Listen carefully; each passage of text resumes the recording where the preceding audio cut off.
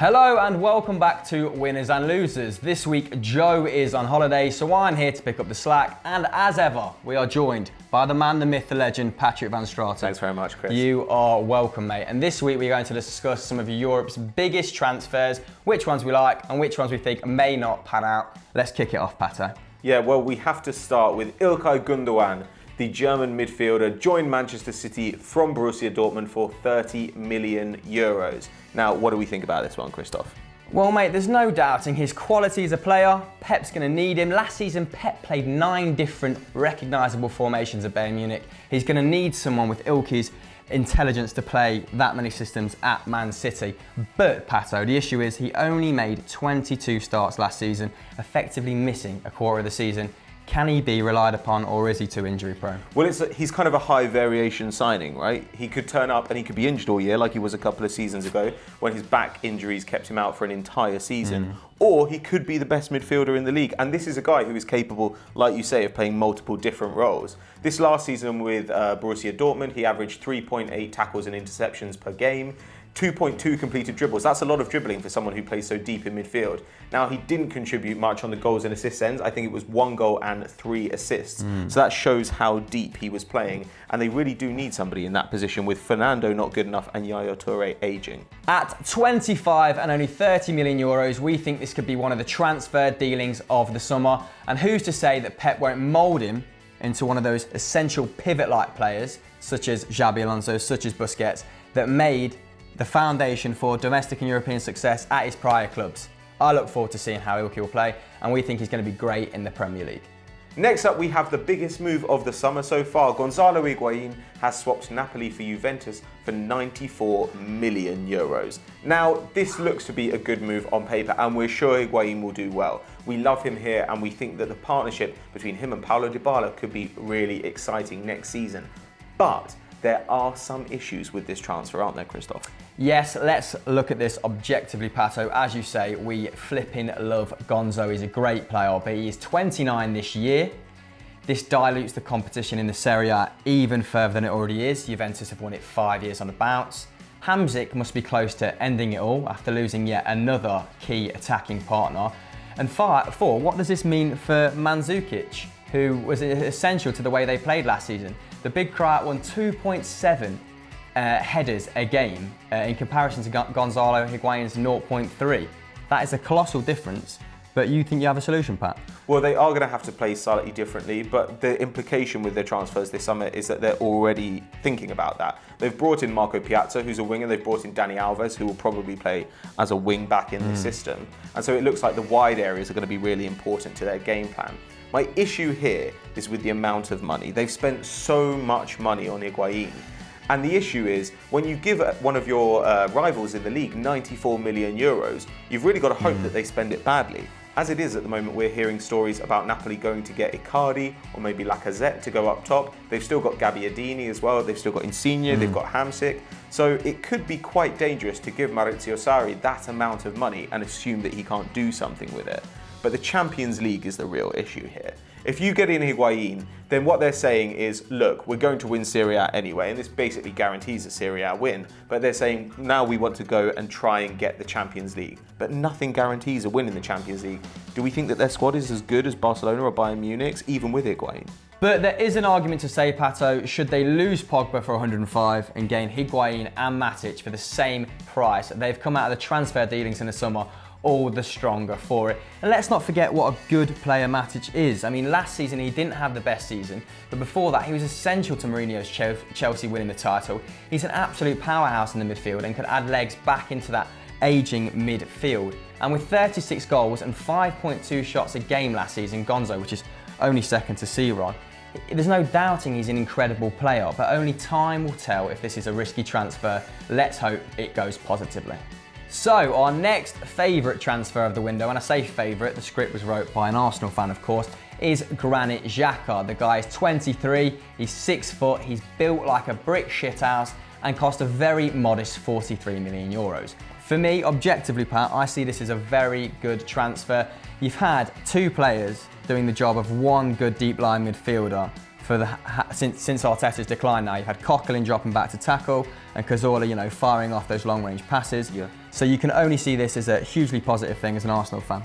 Well, yeah, it should help our building immensely. And this is a guy who last season was averaging 5.1 tackles and interceptions per game in the Bundesliga, so he gets through a huge amount of defensive work. He's basically got the legs that we've been missing for a long while. You know, Arteta was a very good player when he first arrived, but rapidly slowed down as he got older.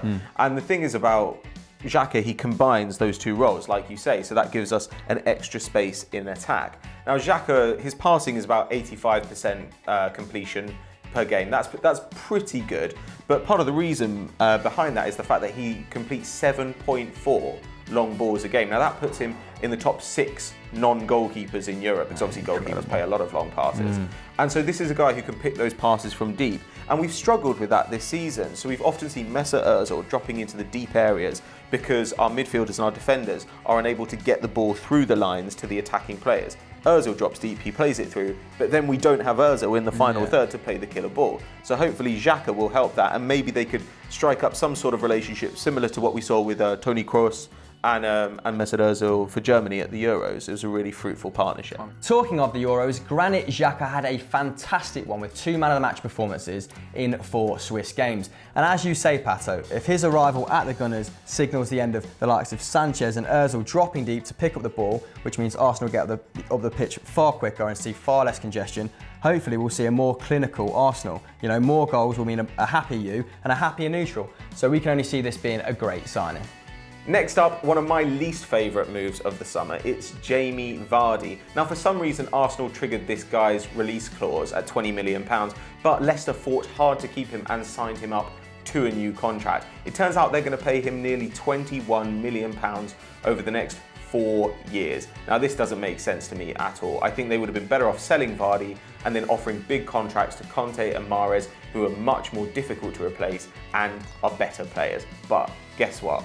Chris disagrees. Yes, Pato, I could not disagree more. I think this guy, not Kante, not Mahrez, is the linchpin in terms of character in that Leicester side who won the league last season. And let's not forget, Mahrez hasn't gone yet. You know, Arsenal's filthy paws look to be all over him. But hopefully by Vardy staying, by Leicester showing a signal of intent by offering him the big contract, which after 28 goals in all competitions, he thoroughly deserves, they are showing a, you know, ambition. And hopefully it'll attract more players like Mendy, like Musa, and things can only go north for the Foxes. I'm not sure that it shows ambition to just say we're not going to sell this guy. Sometimes the ambitious thing is to sell him up and improve the squad. And lest we forget, Leicester have to deal with Champions League football as well this season.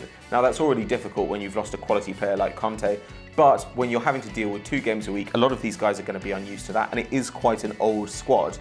Then you start to think maybe they'd have been better off getting rid of this guy and getting in 2 young ones who could take his place. He's 29. When the contract ends, he's going to be 33. That's very old, so they're just going to be pouring money into the old people's home. So I'm sorry, Chris, but Jamie Vardy, you're in our losers category.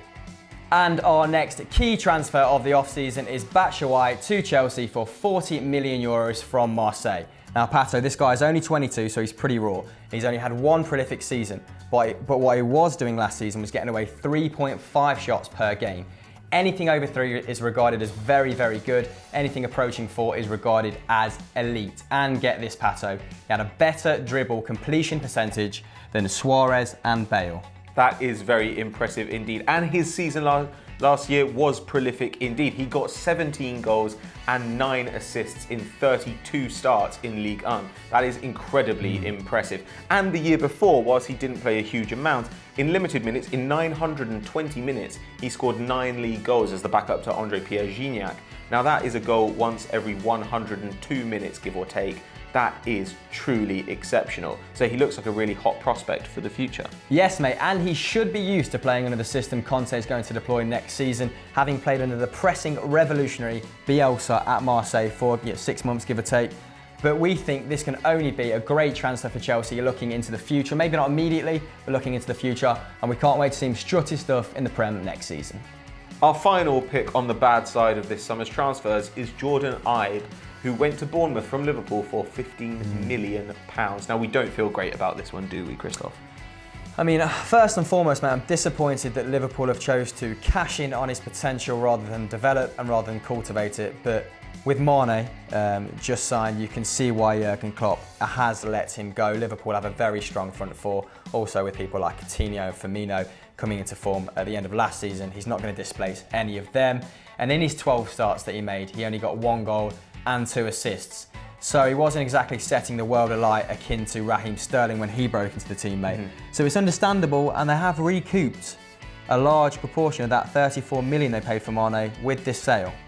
Yeah, but I don't really understand why Bournemouth would go for him, because they've already got a quick, versatile wide attacker in Max Gradel, who was absolutely phenomenal in League like put up a lot of goals and a lot of assists. And Jordan Ibe, like you say, is not particularly productive at the moment. They spent an awful lot on this guy, and really the only one of his statistics that's exceptional is his dribble numbers. Now, this is a guy who completes 2.3 dribbles a game, and his dribble success rate is 64%. Now compare that to 56% for Mahrez, 61% for Alexis Sanchez, and 63% for Eden Hazard. And those are guys who we think of as elite dribblers. So we're not saying that Jordan Ibe is talentless. Plus, he's 20 and he's homegrown, and those do contribute to him having resale value later on. So he could improve a lot and he could be sold on in future. But when you pay 15 million euros and you're a club the size of Bournemouth, you need somebody who can contribute immediately. And I don't think Jordan Ibe is that guy. Yeah, and on the topic of transfer fee, let's look at who else has been signed across Europe for £15 million. Ousmane Dembele to Dortmund. And I mean, even Goetze only cost them 20. So it looks to be a case of paying a sizable fee for another promising British talent, which has been a recurring pattern in the transfer window for, the last 10 years. Hopefully, he proves us wrong and makes a good fist of it at Bournemouth, but strange move from them, in our opinion. So those are our picks for some of the best and worst transfers of the summer so far. But what do you think, and who would you have included? Let us know in the comments below.